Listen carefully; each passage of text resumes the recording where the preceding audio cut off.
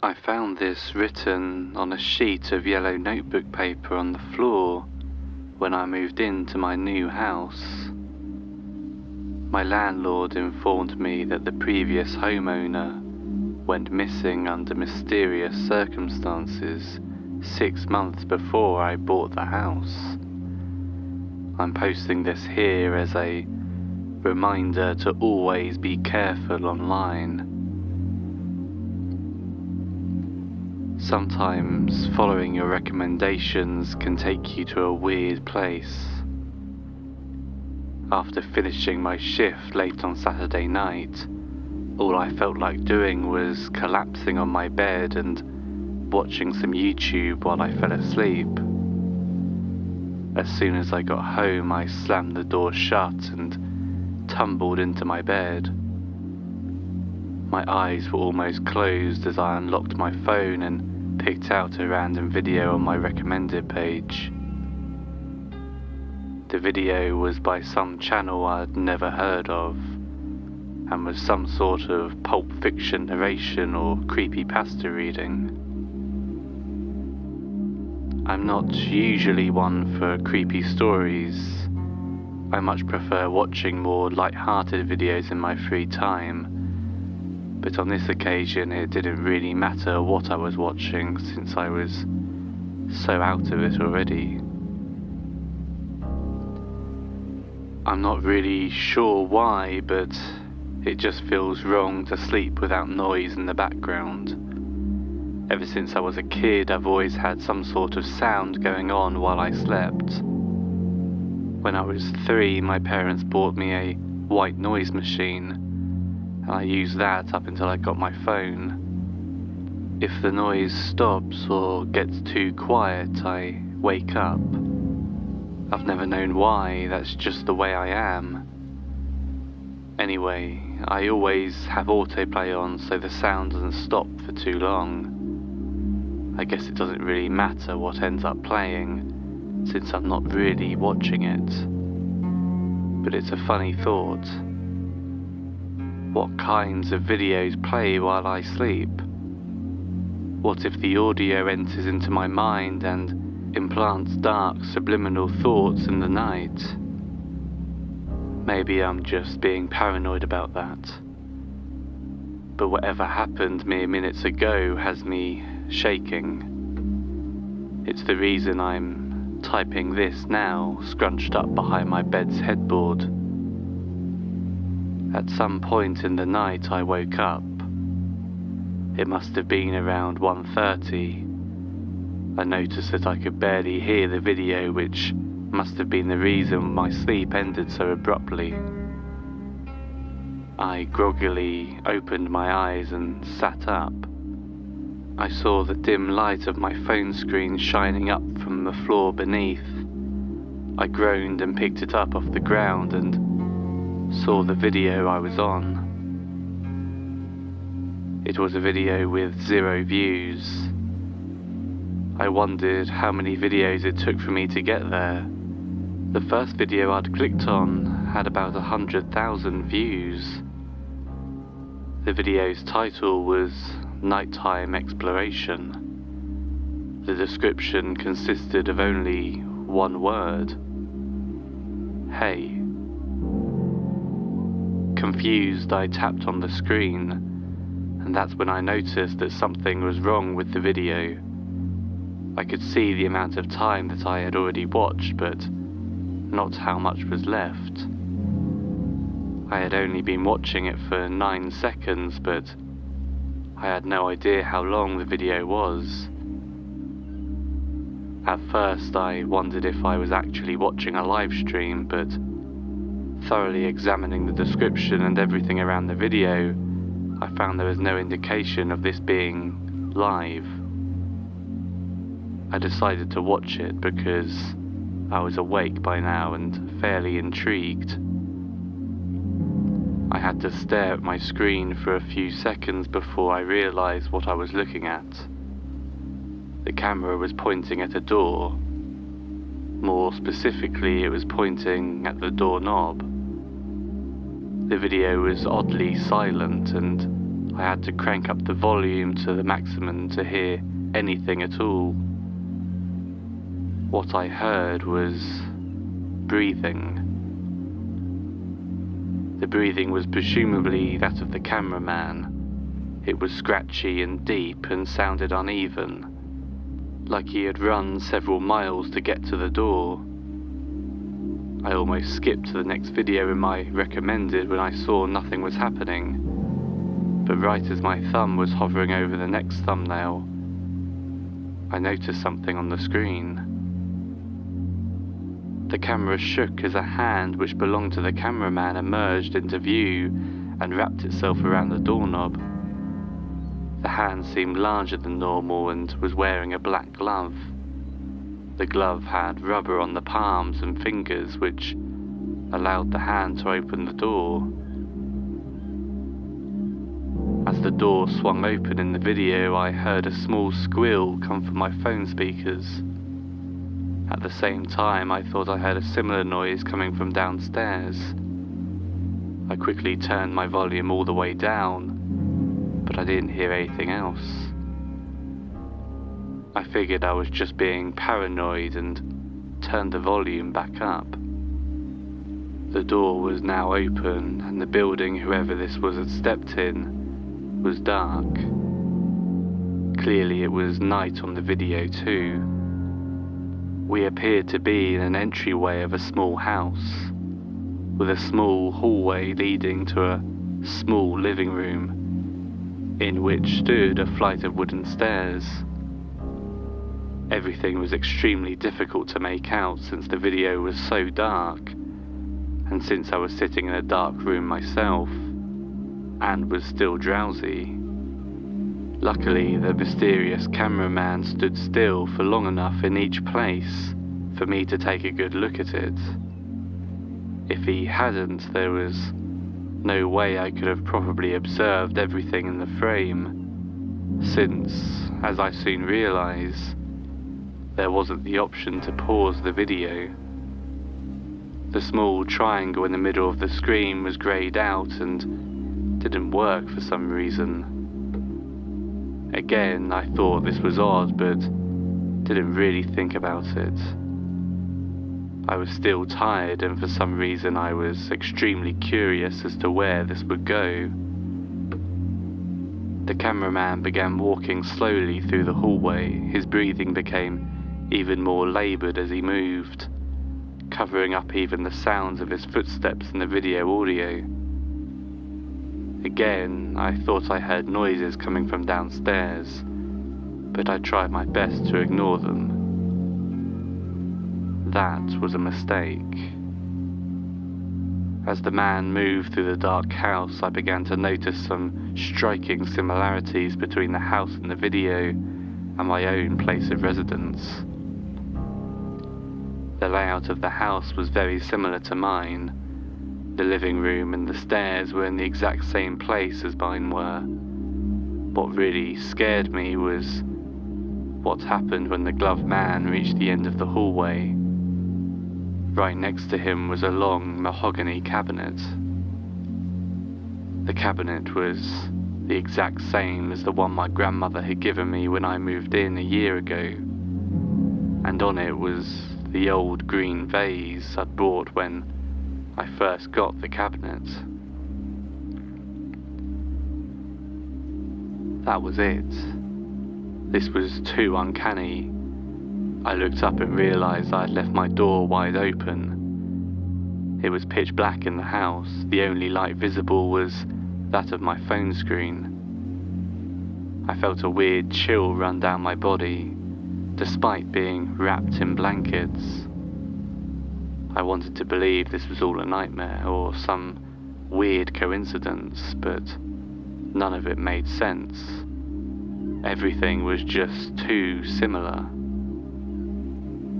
I decided it was time to turn off the video. However, when I tapped the screen to bring up the option to leave the video, nothing happened. I tried again, nothing. I was frozen on the video, I couldn't leave.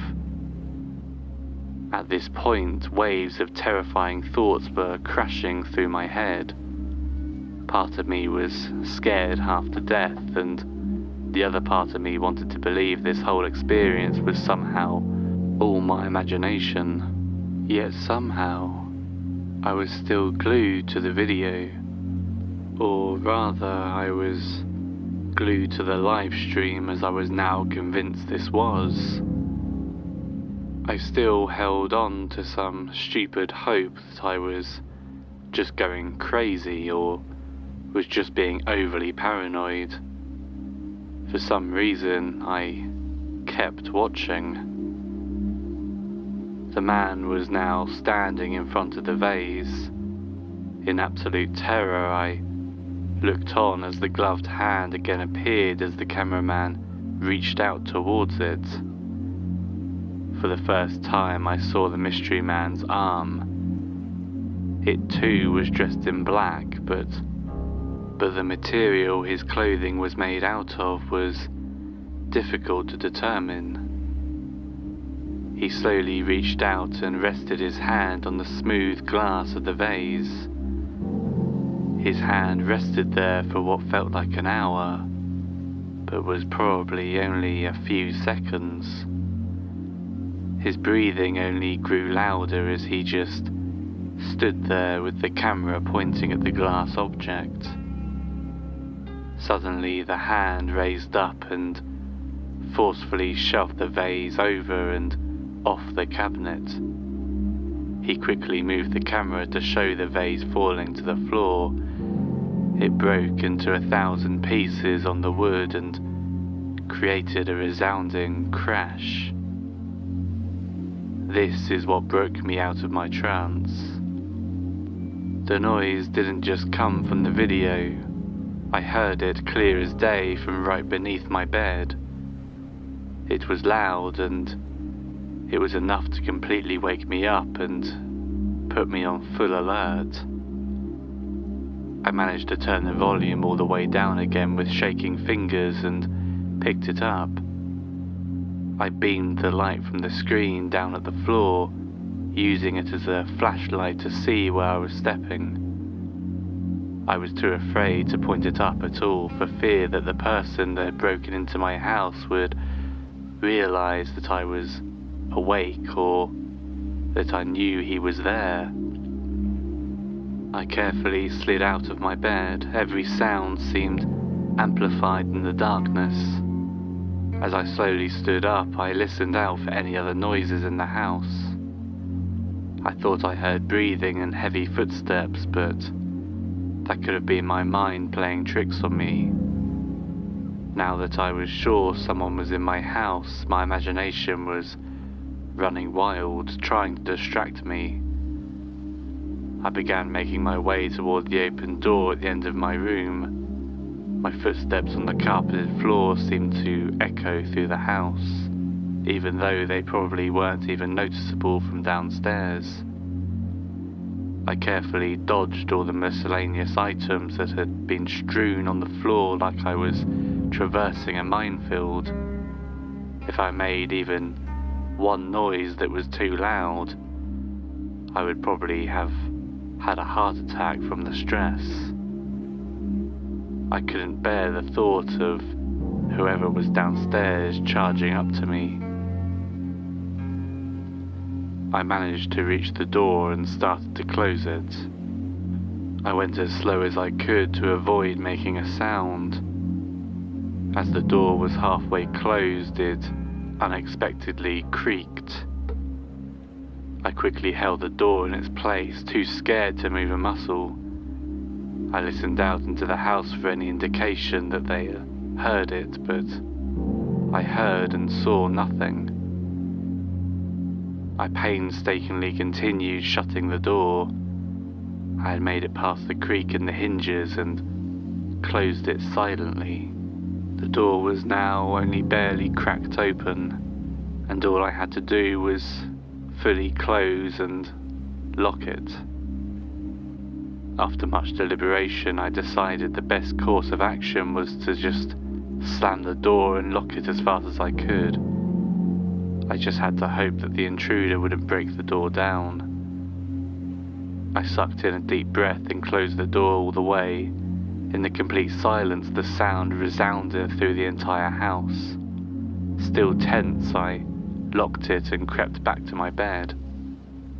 I felt slightly safer now that my door was locked. I sat down on top of my covers and looked back at my phone. Now all I could do was wait and watch. The man was now in the doorway of my kitchen, panning the camera back and forth across the room. After a while, he took a step into the room. The camera turned to the right and revealed my set of kitchen knives. Again, the hand came out and grabbed the handle of the biggest knife. My breathing stopped. Sweat was pouring down my face, and I was just hoping that this night would end. I had no idea why this was happening to me. I didn't know why I couldn't leave the video. All I wanted was to be alone in my house. By now I was wondering if the intruder knew I was here. Maybe he thought I wasn't home or thought I was asleep. I held on to some little hope that I had the advantage. But if he thought he was alone, why would he grab the knife? I looked around the room for any kind of weapon. The closest thing I could find was the lamp on my nightstand. After confirming my weapon's location, I shuddered and checked the man's position. He was now walking through the living room again. I turned the volume up and leaned in, listening for anything. As I did this, I thought I heard a faint chuckle. It was very quiet, but noticeable. The intruder walked slowly through the room. I noticed that he was walking somewhat unevenly, since the camera was shaking. I figured the man must have a limp. The cameraman's steps were so slow that I checked the clock to see how long I had been watching. I determined that I had been suffering through this video for over half an hour. At last, the man reached the foot of my stairs. He lifted his foot onto the first step, then the next one, then the next. I could see my door slowly come into frame as he ascended the stairs. He was climbing the steps to my room. I never felt this level of fear before. The thought of an unknown assailant climbing the stairs right outside my door shook me to the bone. I wondered what I would do when he got here. Would he try to break in? How would I fight him with nothing but a lamp?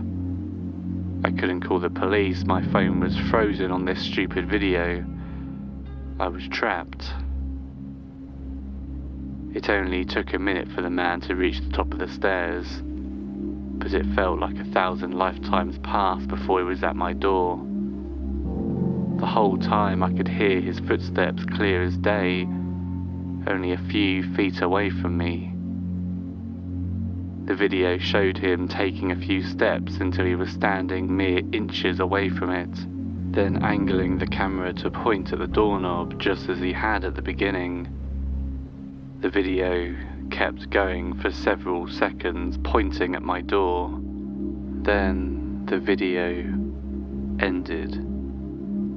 The audio stopped and the screen was completely frozen on the shot of the doorknob. I could now hear the quiet sounds of a man's breathing on the other side of the door. I beamed the light from my phone down at the bottom of the door.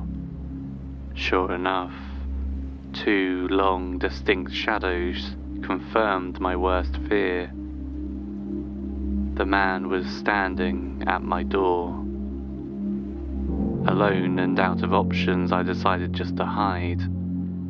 And that's how I ended up here now, squeezed between my wall and my bed's headboard, writing this out on a piece of paper. My room doesn't have any windows. The only way out is through the door that my intruder is blocking.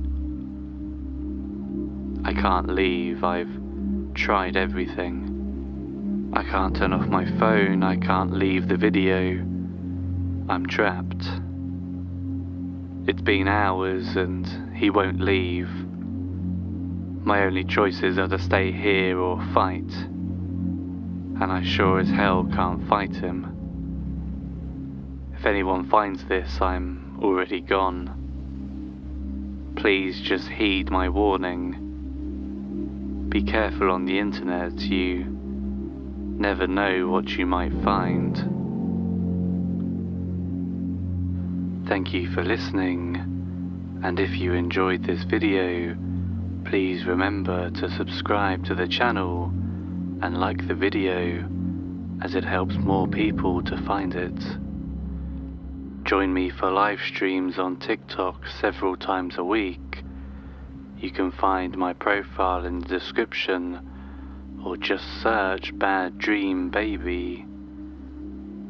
And if you'd like even more content, consider subscribing to my Patreon account, linked in the description. Until next time, good night.